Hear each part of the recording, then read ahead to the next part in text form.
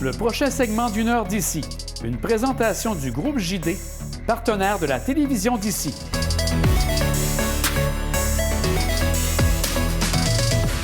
Un vent de renouveau souffle sur le centre-ville de Sainte-Anne-de-Beaupré. Dernièrement, la municipalité a dévoilé un projet pour dynamiser le noyau villageois. La gestion du domaine Sainte-Anne sera ainsi confiée à la firme privée Camaï, qui a également présenté un plan de développement pour le centre-ville de Sainte-Anne-de-Beaupré. Aujourd'hui, je vous présente les réactions d'Annie Lévesque, qui est propriétaire de la galerie d'art Ni Vu Ni Cornu et qui est également à l'origine de la création du comité de revitalisation pour le centre-ville de Sainte-Anne-de-Beaupré. Oui, ça a été plusieurs étapes de concertation, de rencontres avec les citoyens, avec les résidents, les commerçants. Mais on a fait aussi une mission, en fait, à Joliette. On est allé une délégation pour voir les défis, par quoi ils sont passés pour la revitalisation du centre-ville, parce qu'il y avait plusieurs bâtiments, un peu comme nous, qui étaient abandonnés, désuets, qui étaient plus utilisés. Parce que, bon, ici, on a eu 3 communautés, les Rédemptoristines, les Petites Franciscaines et les Rédemptoristes. Là-bas, ils ont eu 7 communautés religieuses. Donc, c'est sûr que ça a eu un fort impact. Fait qu'on est allé s'inspirer de la réalité du milieu là-bas pour voir qu'est-ce qu'on peut faire, comment, par quelle procédure on pourrait arriver à revitaliser le cœur du centre-ville. Puis je pense que ça a été un élément important dans le parcours du comité. Essentiellement, qu'est-ce que vous en avez retiré de cette visite-là? Oui, bien, c'est de faciliter, en fait, l'arrivée de nouveaux promoteurs, d'être très ouvert aussi à l'innovation, d'essayer de penser autrement aussi. Je pense que c'est très important. Ça va permettre une facilité d'accueil pour des nouveaux projets, que ce soit des projets éphémères, temporaires ou permanents. Puis il y a eu toute une réflexion, là, autant avec les conseillers municipaux puis la ville là, au niveau des discussions. Puis en mélangeant le point de vue de citoyens, bien, ça permet de cadrer avec la réalité des gens qui vivent dans le quartier. Tu es bien placé pour le savoir. Il y a des nouveaux commerçants à Sainte-Anne. Ça aussi, c'est encourageant de voir qu'il y a une certaine forme de renouveau. Oui, tout à fait. Il y a justement le Café Apollo là, qui sont en train de s'installer à côté de moi. Il y a la boulangère qui est arrivée l'année dernière. Il y a en billet en face de moi, là, justement, le bâtiment qui était l'ancien Café Idéal qui a été vendu, qui a été acquis par 3 jeunes promoteurs. Donc, oui, ça va changer beaucoup justement le cadre du centre-ville. Puis c'est très, très motivant. Puis moi, ça fait 10 ans que Ni Vu Ni Cornu est installé ici. Puis c'est sûr que j'ai gardé le fort, j'ai tenu le flambeau avec un vent de renouveau. Donc, de sentir qu'il y a d'autres personnes, d'autres entrepreneurs qui embarquent, c'est très motivant pour moi. Annie, explique-moi un petit peu de quelle façon tu étais impliquée là, dans la réflexion là, pour revitaliser le centre-ville de Sainte-Anne-de-Beaupré. Oui, bien, depuis 2018, je suis impliquée dans le comité de revitalisation du cœur du centre-ville de Sainte-Anne.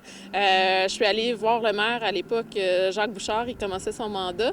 Puis je lui ai demandé quelle est ta vision pour le centre-ville de Sainte-Anne. Et puis à ce moment-là, il m'a dit, Annie, si tu es intéressée à partir un comité, un mouvement, il dit, informe-moi, puis je vais te suivre, on va te suivre avec les conseillers municipaux. Alors c'est ce que j'ai fait. Donc j'ai fait l'animation et les comptes rendus des premières réunions. Et ensuite, j'ai passé le flambeau là, justement à Jacques qui depuis gère les rencontres du comité. Cette semaine, on nous a dévoilé un petit peu l'essence même, la vision pour l'avenir du centre-ville. Toi, ce que tu as observé, est-ce que tu vois ça d'un bon œil? Oui, tout à fait. Bien, ce que je vois, c'est que les gens sont intéressés, se sentent interpellés, ont envie d'y participer, autant les commerçants, les gens du milieu municipal, mais aussi les citoyens.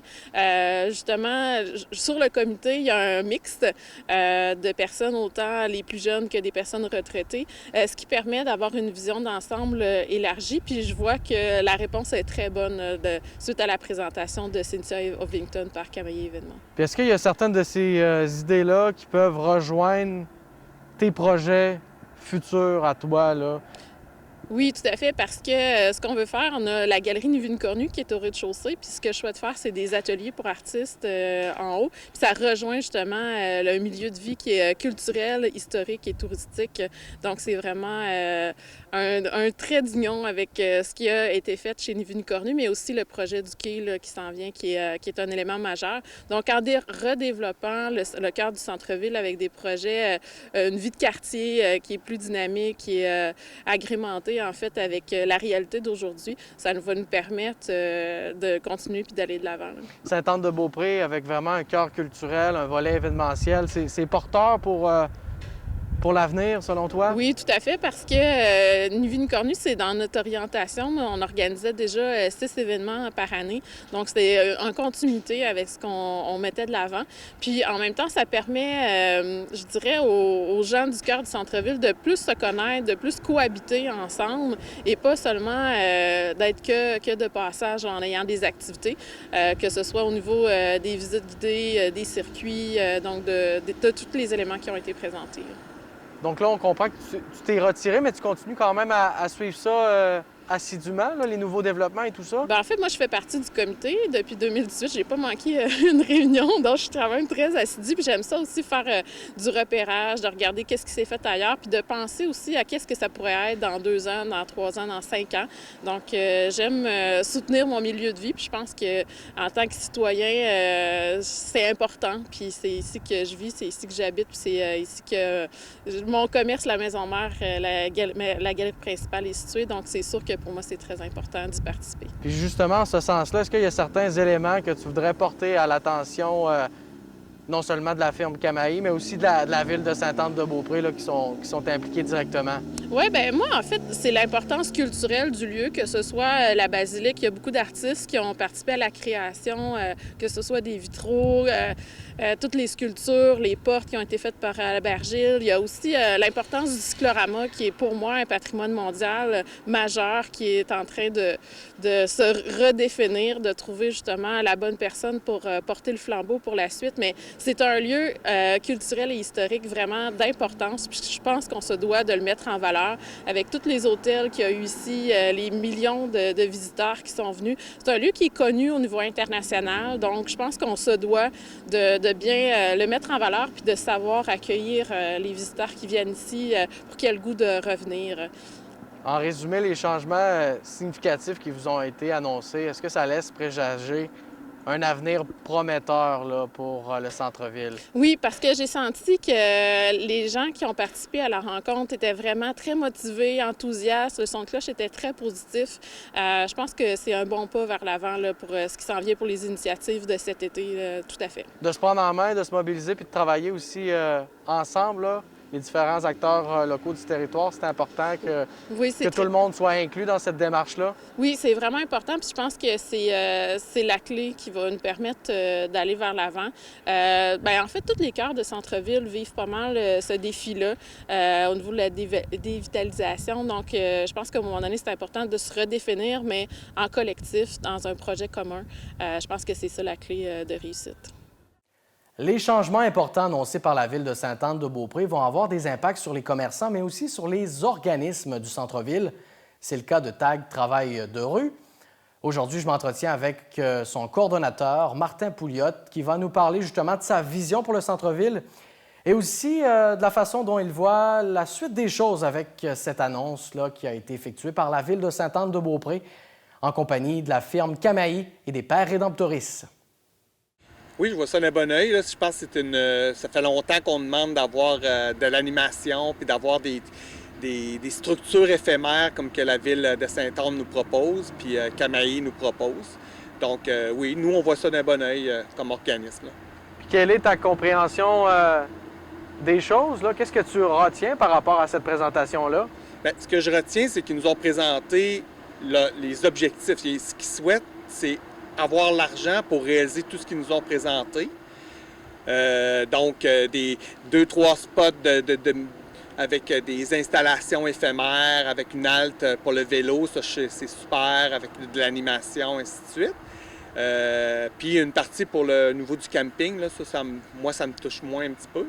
Donc, ce que j'en comprends, c'est qu'espérons qu'ils vont recevoir tout l'argent pour réaliser tout ça. S'ils n'ont pas tout l'argent, bien, va falloir voir sur quoi ils vont couper, sur l'esthétique, au moins de spots éphémères. Qu'est-ce qu'ils ont mis en priorité, mettons.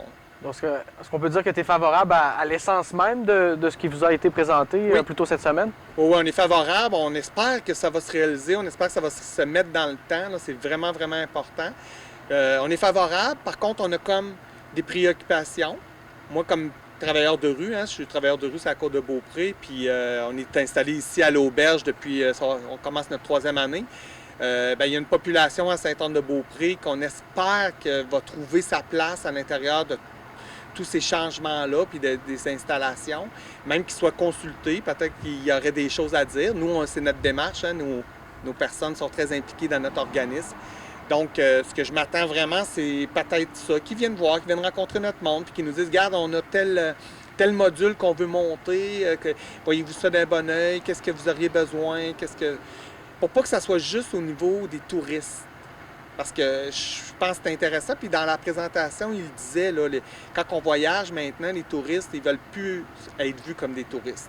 Ils veulent être vus puis vivre un peu la vie quotidienne des personnes qui vivent dans les communautés. Donc, je dirais ça, c'est une première préoccupation. Puis la deuxième préoccupation, c'est une préoccupation qui est là, ponctuelle, mais que je peux dire au niveau général, là, sur la côte de Beaupré, il faut travailler ensemble parce qu'il y a déjà des choses qui se font ici à Sainte-Anne d'un point de vue individuel. Je donne un exemple, mettons, là, il parle de mettre un petit jardin urbain. Nous, ici à l'auberge, il y a la ferme Simard qui est installée ici pour faire ses produits de transformation. Ça serait comme logique que ce soit la ferme Simard qui présente le jardin urbain. On avait déjà pensé à ce concept-là. Nous, on a des petits shows de rue qu'on fait à chaque année. S'il y a de l'animation à faire, cette année, on va en faire encore 4, puis les 4 vont avoir lieu ici à Sainte-Anne. À cause de la COVID, là, c'est plus facile à gérer, puis tout ça. Donc, peut-être qu'il y a une alliance, un arrimage là, à faire. Mais il y a sûrement plein d'autres occasions qu'on s'allie ensemble pour faire que ça soit un succès, tout ça. Donc, tu souhaites que les intervenants locaux soient mobilisés dans cette démarche-là. Et en ce sens, as-tu senti une ouverture? Je sens une ouverture. Par contre, il faut comme rentrer dans le cadre que les autres y ont mis. Si on avait commencé, mettons, à être consultés ensemble au mois de février, au mois de mars, peut-être qu'on aurait pu construire certains éléments. Peut-être qu'on en a. Nous, là, ils ne savent peut-être pas, mais on avait peut-être l'idée de faire un mobilier urbain ici. Peut-être qu'on aurait pu rallier ça. On est une source aussi, comme au BNL, une source très dynamique pour aller chercher de l'argent. Fait que peut-être que si on avait été inclus là-dedans, en étant un OBNL, on aurait pu peut-être aller chercher certains montants d'argent pour actualiser ça. Donc, je prends, mettons, les petits shows de rue. C'est quand même un budget de 11 000 là, d'année après année qu'on a. Fait que c'est quand même de l'argent. On fait des 4 shows ici.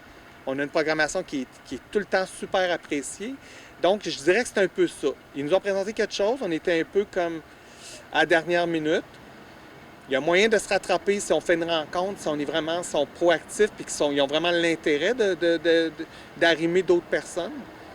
On va voir, la balle est dans leur camp, on est là, on est un peu les mains liées là-dessus en disant que s'ils viennent pas nous voir, ils viennent pas nous voir. S'ils viennent nous voir, tant mieux. Nous autres, on est très ouverts à participer. Là. En terminant par rapport à ça, justement, est-ce qu'il y a certains de vos projets qui pourraient être arrimés à cette vision-là? Il y en a plein. Là. Il y a premièrement les petits shows de rue qui pourraient être arrimés. Il parlait de faire des barbecues puis d'organisation de ça. Nous, ici, notre monde qui fréquente notre organisme, l'été, habituellement, on mange 2-3 fois par semaine ici dehors. On a des installations pour faire de la bouffe, tout ça. Il y a tout le volet aussi, s'ils font des animations, ils prévoient des animations puis qu'il pleut, nous, on peut prêter notre local pour que l'animation ait lieu dans notre local. Il y a tout ce volet-là, il y en a plein. Là. On est vraiment dynamique, nous, comme organisme communautaire, donc c'est sûr qu'il y a plein d'actions dans lesquelles on se voit dans ce qu'ils mettent en place. Là. Mais vraiment, la culture, l'événementiel, c'est porteur pour l'avenir du centre-ville? C'est pour moi, là, si la ville de Sainte-Anne-de-Beaupré voulait se donner une image puis se démarquer à l'intérieur de la côte de Beaupré, après se donner ce mandat-là d'être le centre culturel de la côte de Beaupré, donc travailler à avoir une salle de spectacle, travailler à avoir des événements comme ça. Moi, je travaille beaucoup avec des gens qui sont vulnérables, qui ont une réalité plus vulnérable. On parle de pauvreté économique, mais c'est un discours que vous m'avez déjà entendu. Moi, je parle beaucoup de pauvreté culturelle. La pauvreté, c'est pas juste économique. c'est social, c'est culturel. On a peu accès à de la culture, des livres, du cinéma, des pièces de théâtre. Puis ça rouvre le monde, ça rouvre sur qu'est-ce qui se passe ailleurs. Si on n'a pas ça, pour moi, c'est de la pauvreté. Donc oui, je suis hyper favorable. Là.